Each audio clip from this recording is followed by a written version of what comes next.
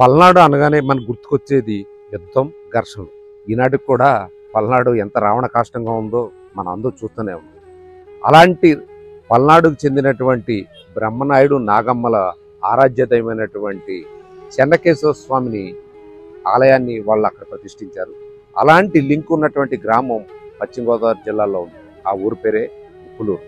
అక్కడ మాలదాసులు పూజారులుగా ఉండి స్వామివారికి పూజాధికారులు నిర్వహిస్తారు. ఇక్కడ కూడా వాళ్ళంతా కూడా మాలదాసులు వేదాలు నేర్చుకుని ఈనాటికి కూడా స్వామివారికి పూజ. అంతేకాదు ఉప్పులూరు గ్రామం చాలా అందమైన గ్రామం, ఒక జమీందారి గ్రామం. పురాతనమైనటువంటి ఇళ్ళు, పెంకుటిళ్ళు అవి ఈనాటికి కూడా ఉన్నాయి. ఆ విశేషాలు ఏంటో ఇప్పుడు చూద్దాం.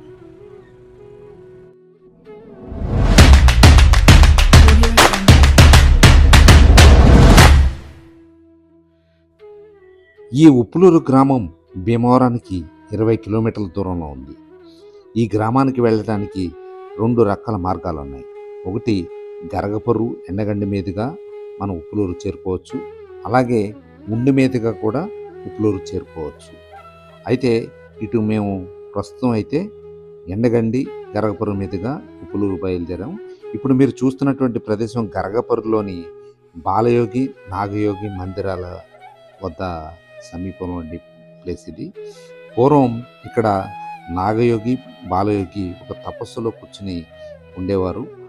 వీళ్ళు సంవత్సరానికి ఒక్క శివరాత్రి పర్వదినాన మాత్రం భక్తులకి దర్శనమిచ్చేవారు. తర్వాత వాళ్ళ మందిరాలుగా ఇక్కడ నిర్వాహకులు ఏర్పాటు చేశారు. మళ్ళీ ఇప్పుడు కూడా శివరాత్రి సమయాల్లోనే వీళ్ళు ఇక్కడ తిరునాళ్ళ మాదిరిగా జరుగుతుంది. చుట్టుపక్కల గ్రామాల ప్రజలు పెద్ద ఎత్తున వీరిని దర్శించుకోవడానికి వస్తారు. అలాగే మరొక బాలయోగి తూర్పుగోదావరి జిల్లా ముమ్మిడివరంలో ఉంటారు. ఇక్కడ నాగుల చవితి, మహాశివరాత్రి పర్వదినాల్లో ప్రత్యేక పూజలు, అభిషేకాలు జరుగుతూ ఉంటాయి. ఈ ప్లేస్ కూడా చాలా ప్రసిద్ధి. ఇది మనం ఎండగండి వెళ్ళే మార్గంలో గరగపర్రు దగ్గర ఈ 2 మందిరాలు మనకి కనిపిస్తాయి. గరగపర్రు గ్రామం కూడా చాలా అందంగా ఉంటుంది. చూశారు కదా, చెరువు చుట్టూరు కొబ్బరి చెట్లు, అలాగే గుడి, బడి, ఇలాగా ఖచ్చితంగా పల్లెటూరు వాతావరణం మనకు కనిపిస్తుంది. రోడ్డుకు ఒకవైపు ప్రవహిస్తున్నటువంటి కాలువ యనమదుర్గ కాలువ. ఇది తాడేపల్లిగూడెం నుండి బయలుదేరి పూర్తిగా ఇటు భీమవరం మీదుగా గొల్లవానితిప్ప ఇట్లా కింద గ్రామాలకి వెళ్ళి అక్కడ ఉప్పుటేరులో కలుస్తుంది. ఈ కాలువ పక్కన ప్రయాణం చాలా ఆహ్లాదకరంగా ఉంటుంది, మంచి అనుభూతిని కూడా కలిగిస్తుంది. ప్రయాణం చేసేవారికి చక్కగా మన కూడా ప్రవహిస్తున్నటువంటి కాలువ మంచి అనుభూతిని కలిగిస్తుంది. ఇప్పుడు మీరు చూస్తున్న ప్రదేశం ఎండగండి లాకులు. ఈ లాకులు కూడా చాలా అందంగా ఉంటుంది, అద్భుతంగా ఉంటుంది. కాటన్ మహాశయుడు ఏర్పాటు చేసినటువంటి ధవళేశ్వరం బ్యారేజ్ నుండి వచ్చేటువంటి సబ్ కెనాల్స్లో ఇది ఒక మెయిన్ కెనాల్. ఇక్కడ అక్విడేట్ ఉంటుంది, అలాగే లాక్ కూడా ఉంటుంది. ప్రస్తుతం మనం ఎండగండి లాకుల దగ్గర ఉన్నాం. ప్లేస్ చూడండి, చాలా అందంగా ఉంది కదా. ఇది 1850-60 దశకంలో ఏర్పాటు చేసినటువంటి ప్రధాన లాక్ అన్నమాట.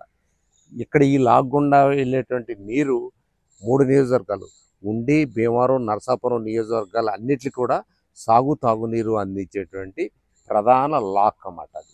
అలాగే మన గోదావరి జిల్లాలో చాలా ప్రాంతాల్లో ఎక్విడేట్లు కూడా కనబడతాయి. మీరు డి గన్నవరంలో ఒక ప్రధాన ఎక్విడేట్ ఉంది, అలాగే ఎండగండిలో కూడా ఒక ఎక్విడేట్ ఉంది. ఆ పక్కన ఉన్నది అది ఆ ఎక్విడేట్. ఈ లాకులకి ఎక్విడేట్కి తేడా ఏంటంటే నీరుని కంట్రోల్ చేసేది లాక్. ఎక్విడేట్ ఏంటంటే 2 క్రాస్ కాలువలు అన్నమాట. ఒక కాలువ సాగునీరు వెళ్తూ ఉంటే ఓ పక్క నుంచి పైనుంచి మనకి గోదావరి నుంచి వచ్చేటువంటి జలాలు వెళుతూ ఉంటాయి. దాన్ని ఎక్విడేట్ అంటాం మనం. ఇలాంటి ఎక్విడేట్లు గోదావరి జిల్లాలో 2-3 ఉంటాయి. అలాగే సైఫన్ అని ఉంటుంది, అంటే పైనుంచి తాగునీరు ప్రవహిస్తుంది, కింద అండర్ గ్రౌండ్ ద్వారా పైప్ లైన్ ద్వారా కానీ ఏదో కానీ మురుగునీరు ప్రవహిస్తుంది. దీన్ని సైఫన్ అంటారు. ఎక్విడేట్, లాక్, సైఫన్, ఈ మూడిట్లకి ఉన్నటువంటి వ్యత్యాసం ఇది. పూర్వం గొడ్ల చావిళ్ళకి కూడా చాలా పేరుండేది, అంటే చాలా పగడబందీగా కట్టేవారు అన్నమాట. చూడండి, ఒక ఇల్లు మాదిరిగా, ఒక మండువలో ఇల్లు మాదిరిగా కట్టారు గొడ్ల చావిడి. తెరచుస్తే అది గొడ్ల చావడి. ఇప్పుడు అగ్గిపెట్టెలు లాంటి మనుషులు ఉండడానికి ఇళ్ళు లేవు. అలాంటి రోజుల్లో, పూర్వం రోజుల్లో పెద్ద గొడ్ల చావడి ఎంత బాగా కట్టారో చూడండి, ఎంత పటిష్టంగా ఉందో చూడండి. ఇది కూడా దాదాపు 100-150 సంవత్సరాల కిందన ఉన్నటువంటి గొడ్ల చావడి. అలాగే ఈ కాలువ వెంబడి ప్రకృతి ఎంత రమణీయంగా ఉందో, ఎంత అందంగా ఉందో చూడండి. చాలా బ్యూటిఫుల్గా ఉంది కదా. ఖచ్చితంగా ఇది ఎండగండి లాకులు అనేది చాలా అందమైన, అద్భుతమైనటువంటి లొకేషన్.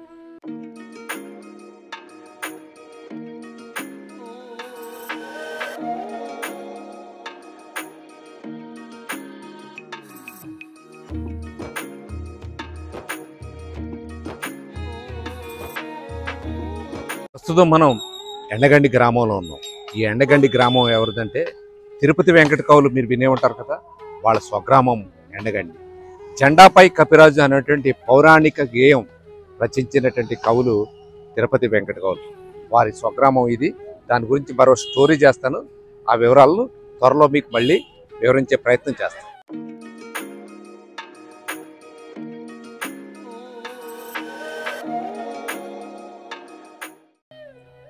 చూడండి, గోదావరిలో జిల్లాల్లో ఇంటి పేర్లు చాలా చిత్రంగా ఉంటాయి. ఈయన పేరు టమటమల సుబ్బారావు అంట. ఈ పేరు, ఇంటి పేరు భలే విచిత్రంగా ఉంది కదా. అంటే చాలా రకాల ఇంటి పేర్లు భలే హాస్యాస్పదంగా ఉంటాయి. అంటే మనం తప్పట్లేం. కానీ ఈ ఇంటితో మనం ఎండగండి గ్రామం నుంచి ఉప్పులూరు గ్రామానికి వెళ్తున్నాం.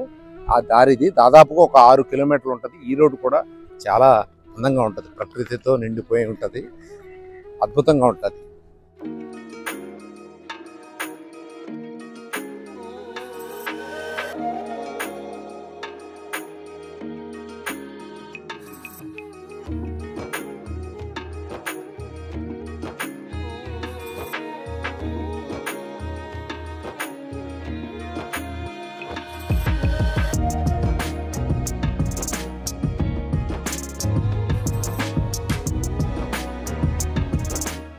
Madras building type model buildings ఆ రోజుల్లోనే ఉప్పులూరు గ్రామంలో నిర్మించారన్నమాట.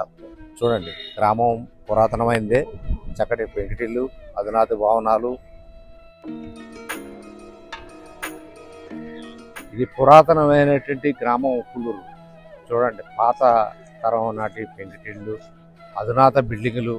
మద్రాస్ టైప్ బిల్డింగ్లు కేవలం ఉప్పులూరులోనే మీకు కనిపించాయి పూర్వం. అంటే చాలా చోట్ల డెవలప్ అయినాయి. కానీ ఆ రోజుల్లో మద్రాస్ బిల్డింగ్ అంటే చాలా ఫేమస్ అన్నమాట. గోదావరి జిల్లాలో మద్రాస్ బిల్డింగ్ కట్టేటంటే అతను పెద్ద జమీందారు కింద లేకమాట. అలాంటివి ఉప్పులూరు గ్రామంలో చాలానే ఉన్నాయి.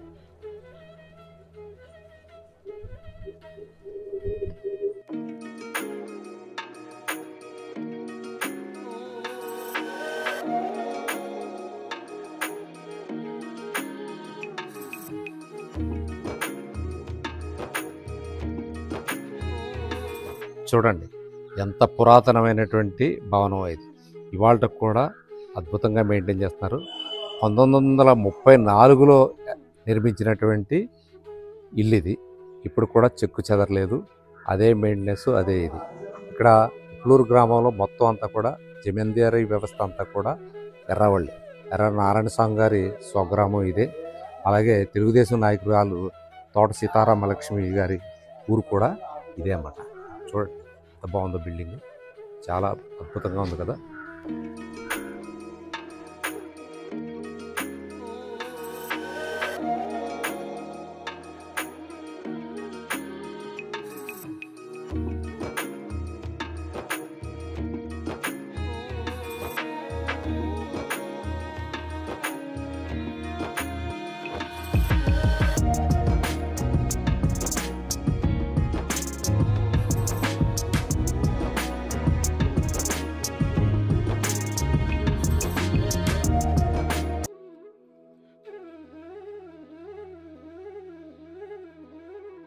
మీ పేరు? నా పేరు ఎమ్మానియల్ అండి.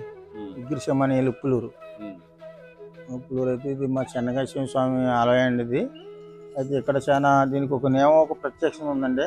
మాలదాసులు అని చెప్పేసి పెద్ద గతంలో అయితే పూర్వీకులు మా ముత్తాతల కాడి నుంచి ఉన్న గుడి అండి ఇది.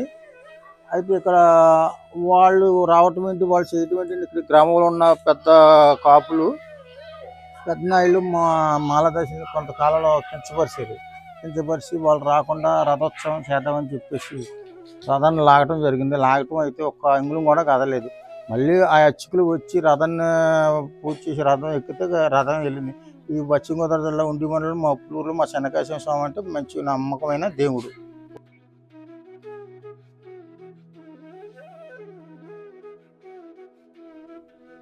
ఇదే ఎండగండి సమీపంలోని ఉప్పులూరు గ్రామం. ఉప్పులూరులోని శ్రీ చెన్నకేశవ స్వామి ఆలయ ప్రాంగణం ఇది. ఈ ఆలయం 1335లో స్వయంభుగా ఏర్పడినట్టుగా చరిత్ర చెబుతోంది. ఇక్కడ విచిత్రం ఏమిటంటే మాలదాసులే అర్చకులుగా నేటికి కొనసాగుతుంది. వీళ్ళు స్వచ్ఛమైనటువంటి వేద మంత్రోచ్చరణల మధ్య స్వామివారికి వంశపారంపర్యంగా సేవలు అందిస్తూ ఉన్నారు. మాలదాసులే అర్చకులుగా నిర్వహిస్తున్నటువంటి ఒకే ఒక దేవాలయం ఇది చెన్నకేశవ స్వామి దేవాలయం.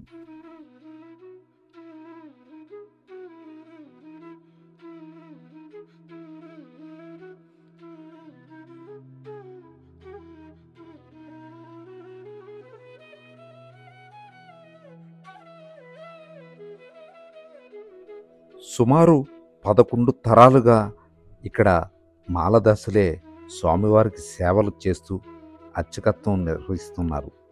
ఇది ఇలాంటి దేవాలయం, అలాగే మాలదాసులే అర్చకులుగా సేవ చేస్తున్నటువంటి దేవాలయాలు రాష్ట్రంలో మరెక్కడ కనిపించవేమో మరి.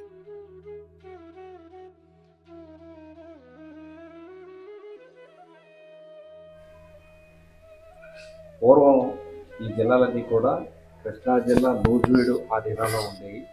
అప్పుడు ఈ సంస్థానాధీశులు రాజా పార్థసారథి అప్పారావు బహదూర్ ఈ ఆలయానికి ప్రధాన దాతలు అయినప్పుడు 1893లో ఆయన ఇక్కడ ఆలయానికి భూములు కానీ ఆలయ నిర్మాణానికి కానీ దానం చేశారు.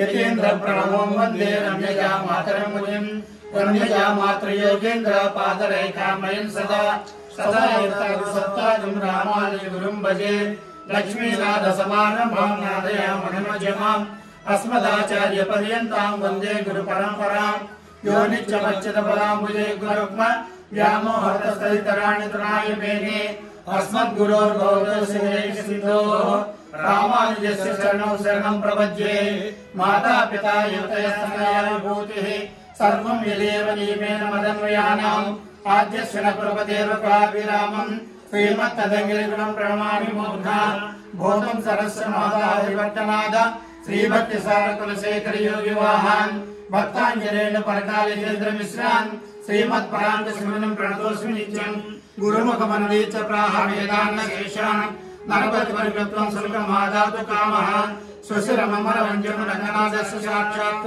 రిజగుల తిలకం తం విష్ణు సత్యం నమామి.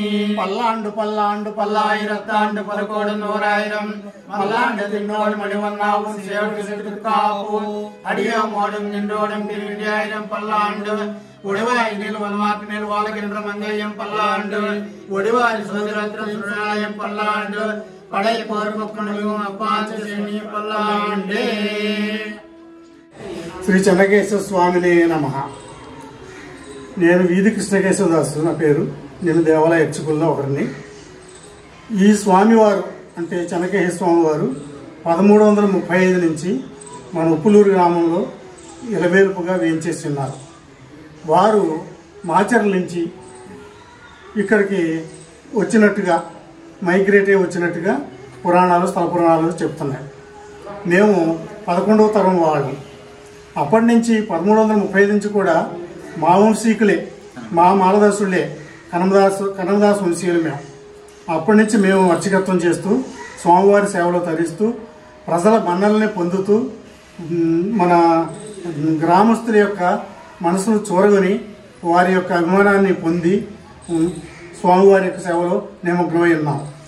ఈ ఊరి వారు మేము వారంతా అగ్రకులస్తులు, మేము మాలదాసులు. అయినా ఈరోజు కూడా ఏ కుటుంబంలో కానీ ఏ ఒక్కరు కానీ మమ్మల్ని వేరుగా ఎప్పుడూ చూడలేదు. వారితో కలుపుకునే ఉన్నారు. మేము కూడా వారితో కలిసి మంచి చెడ్డలు వారితో పంచుకుంటూ, వారు కూడా మా మంచి చెడ్డలు తెలుసుకుంటూ స్వామివారి యొక్క సేవలో పూర్తిగా నిమగ్నమై ఉన్నాం. మేము జయ శ్రీ చెన్నకేశవ స్వామిని నమః. నా పేరు వీధి కేశవదాసు. ఇక్కడ అర్చకుడిగా పనిచేస్తున్నానండి.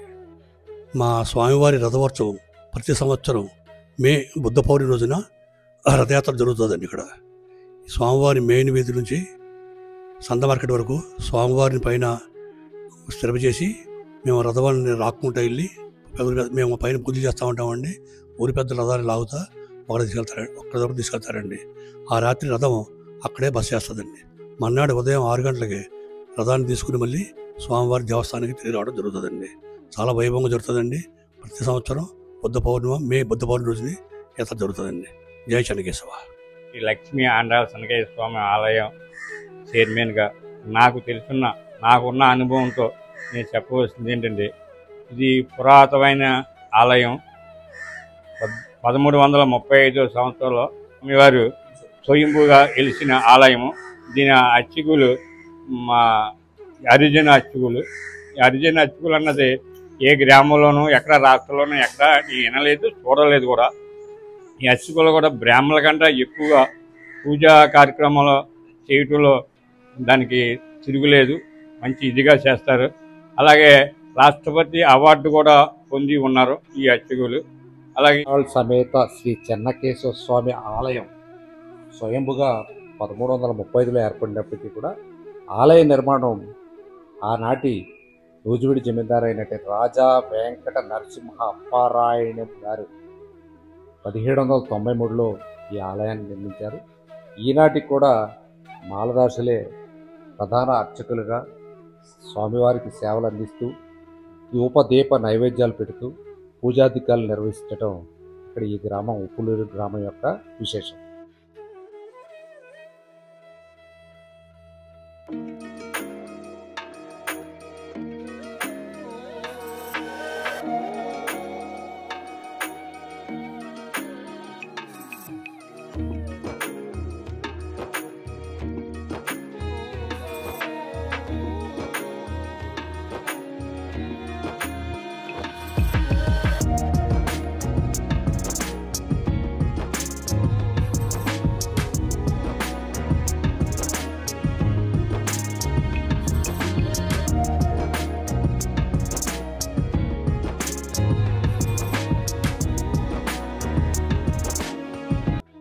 ఉప్పులూరు గ్రామం చాలా అందంగా ఉంటుంది. పురాతనమైనటువంటి కట్టడాలు, అలాగే ప్రాచీనమైనటువంటి ఇళ్ళు ఇంకా ఇక్కడ మనకు దర్శనమిస్తాయి. చూడండి, ఈ వీధులన్నీ కూడా ఎంత సుందరంగా ఉన్నాయో.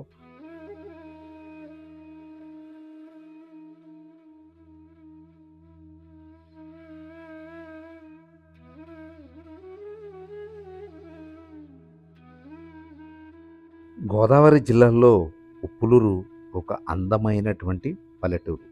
చక్కని పచ్చని వాతావరణం, చక్కని నీటి కొలనులు, చెరువులు మధ్య ఈ గ్రామం అంతా ఉంటుంది.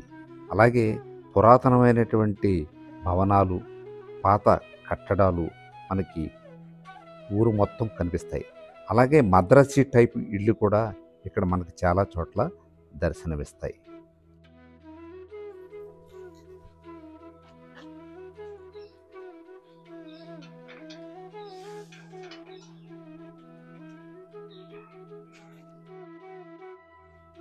చూశారుగా, అందమైనటువంటి ఒక పల్లెటూరు ఉప్పులూరు గ్రామం.